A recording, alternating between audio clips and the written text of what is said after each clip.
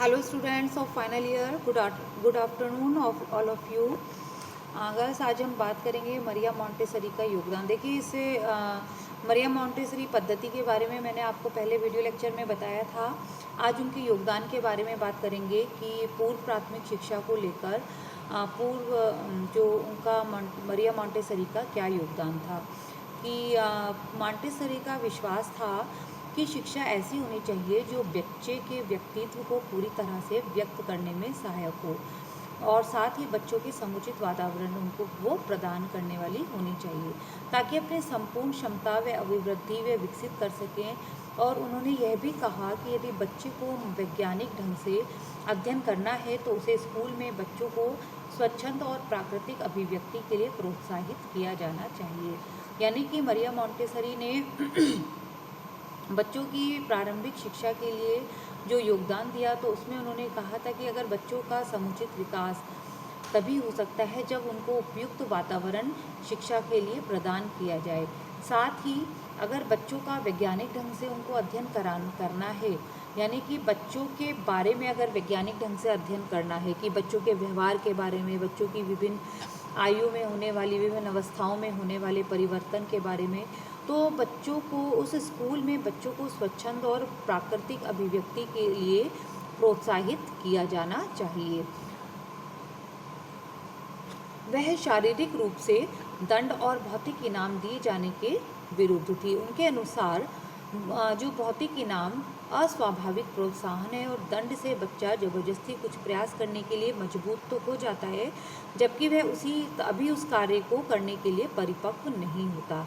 अतः इनका मानना है कि उनकी सहायता से होने वाला विकास भी अस्वाभाविक होगा। देखिए बच्चों, इस बात को समझिए, मरिया मॉन्टेसरी नहीं चाहती थी कि बच्चों को शारीरिक रूप से दंड दिया जाए, उनको पनिशमेंट दिया जाए और साथ ही कुछ उनको भौतिक इनाम, यानी कि बच्चों को जैसे बच्चों ने पोएम सुनाई तो उनको कुछ टॉफ़ीज़ देना या उनको कुछ गिफ्ट देना।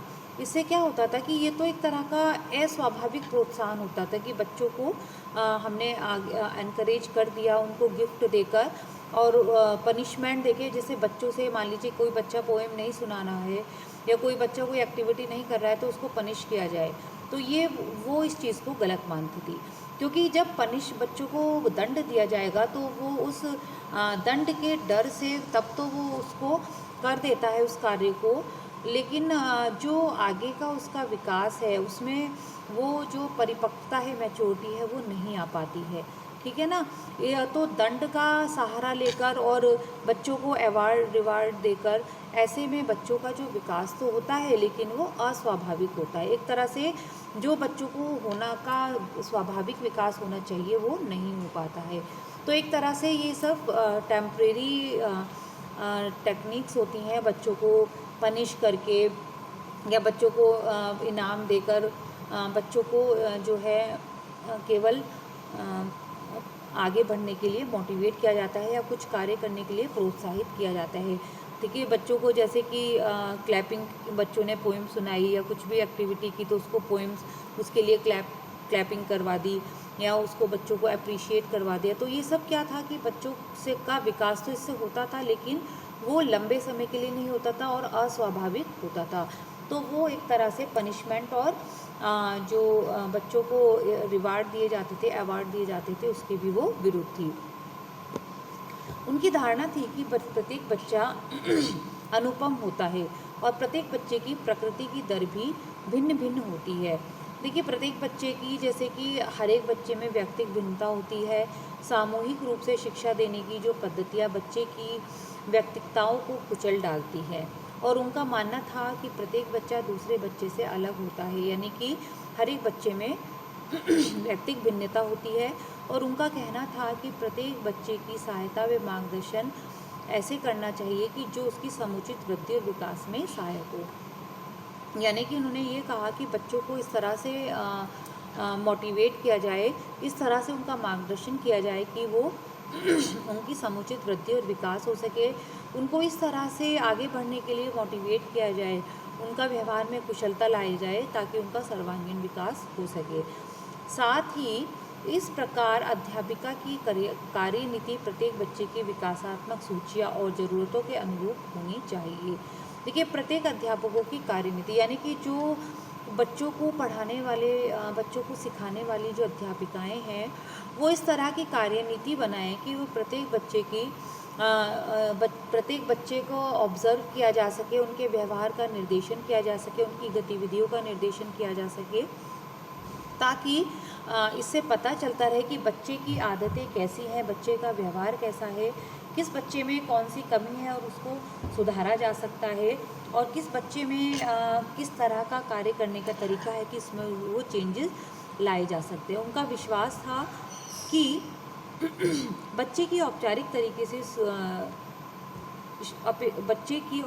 तरीके से शिक्षा की अपेक्षा ज़्यादा महत्वपूर्ण है उसको सिखाने में सहायता करना, यानी कि बच्चे को ज़्यादा से ज़्यादा चीज़ें सिखाई जाएं ताकि वो उसको खुद करके अपने व्यवहार में उनको शामिल कर सके।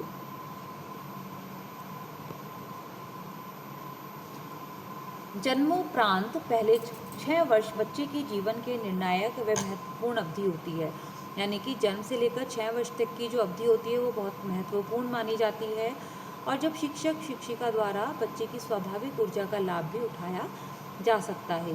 देखिए, बच्चे के अंदर ये पहले भी मैं बता चुकी हूँ, जो बच्चों की सीखने की आयु होती है, जो सबसे ज़्यादा विकास हो सकता है वो 0 से 6 वर्ष की अवस्था में ही हो सकता है।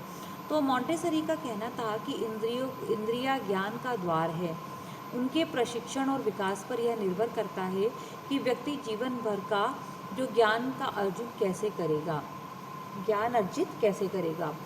बेटा, यहाँ अर्जित कर लेना, ज्ञान का अर्जन कैसे करेगा। और उन्होंने इस बात की ओर भी संकेत किया कि प्रारंभिक वर्षों में इंद्रियां बहुत सक्रिय होती हैं और इस अवधि में बच्चा बहुत कुछ सीखता है। देखिए, मरिया मॉन्टेसरी का ये भी कहना था कि जो 6 वर्ष तक की अवस्था होती है बच्चों की, उसमें जो होती है इंद्रियां बहुत सक्रिय होती हैं, यानी कि जो बच्चों की सीखने की ज्ञानेंद्रियां हैं और कैपेसिटी है उनकी वो बहुत ज़्यादा तीव्र होती है। तो बच्चा इस अवधि में ही ज़्यादा से ज़्यादा सीख सकता है, और शिक्षिका इस स्वाभाविक ऊर्जा का जो बच्चों के अंदर 0 से 6 वर्ष में पाई जाती है उसका वो लाभ उठा सकती हैं बच्चों को कुछ नया सिखाकर। उन्होंने क्रियात्मक और शारीरिक विकास को महत्वपूर्ण माना।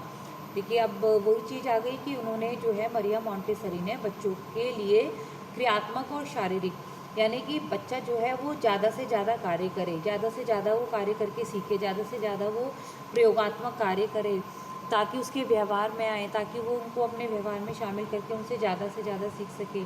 साथ ही शारीरिक विकास को महत्वपूर्ण माना कि बच्चों का शारीरिक विकास अगर अच्छा होगा तो उसके जो सारे विकास है, मानसिक विकास है, संवेगात्मक विकास है, क्रियात्मक विकास है, वो भी सब अपने अच्छे होंगे। तो उन्होंने अधिकतर क्रियात्मक और शारीरिक विकास को महत्वपूर्ण माना। इससे बच्चों की प्रारंभिक शिक्षा के हिस्से के रूप में सम्मिलित किया, यानी कि उन्होंने क्रियात्मक विकास को और शारीरिक विकास को बच्चों की प्रारंभिक शिक्षा के हिस्से के रूप में उनको सम्मिलित किया गया, यानी कि फिज़िकल एजुकेशन को इसमें जैसे कि शारीरिक शिक्षा हो गई, या बच्चों को जब नर्सरी स्कूल में खेल खेल के माध्यम से सिखाया जाता है तो बच्चा कई तरह के क्रियात्मक कौशल भी सीखता है। तो उन्होंने इसको एक प्रारंभिक शिक्षा का हिस्सा माना। साथ ही क्रियात्मक विकास को बढ़ावा देने से लेखन और ड्राइंग जैसी अन्य क्रियाओं को भी बढ़ावा मिलेगा। यानी कि जब बच्चा क्रियात्मक कौशल करेगा तो उनमें बहुत सी एक्टिविटीज़ होंगी, जैसे कि बच्चा उसमें लिखना सीखेगा, अल्फ़ाबेट्स लिखना सीखेगा, वर्णमाला, साथ ही ड्राइंग पेंटिंग्स करना, बच्चा चित्रकारी करना, कलर करना, ड्रॉ करना, स्केच ड्रॉ करना। तो ये सब चीज़ें क्रियाओं को उससे बच्चों की उसको क्रियात्मक कौशलों में उसके बढ़ावा मिलेगा। तो गर्ल्स, आज हमने बात की मरिया मॉन्टेसरी के योगदान की कि पूर्व प्राथमिक शिक्षा में, नर्सरी स्कूल शिक्षा में उनका क्या योगदान रहा। उनके प्रयास यही रहे कि ज़्यादा से ज़्यादा जो प्रारंभिक शिक्षा है बच्चों की, वो बच्चों के लिए बच्चों को दी जाए। साथ ही ज़्यादा से ज़्यादा बच्चे नर्सरी स्कूल में आएँ, एनरोल्ड हों, ताकि उनका सर्वांगीण विकास हो, शारीरिक विकास हो, क्रियात्मक विकास हो। तो गर्ल्स, आज का टॉपिक जो हमने बात की, आई होप आपको समझ में आया होगा। देखिए, जो मरिया मॉन्टेसरी शिक्षा पद्धति है वो इससे पहले वीडियो लेक्चर में मैं आपको बता चुकी हूँ, तो इसको कंटिन्यू उसी वाले टॉपिक में लिख लेना आप, मरियम मॉन्टेसरी का योगदान। अगर सेपरेट भी लिख लोगे तो भी कोई दिक्कत नहीं है, वो तो छोटे छोटे टॉपिक हैं जो मैं आपको बता रही हूँ। ओके गाइस, मिलते हैं नेक्स्ट लेक्चर में। Thank you.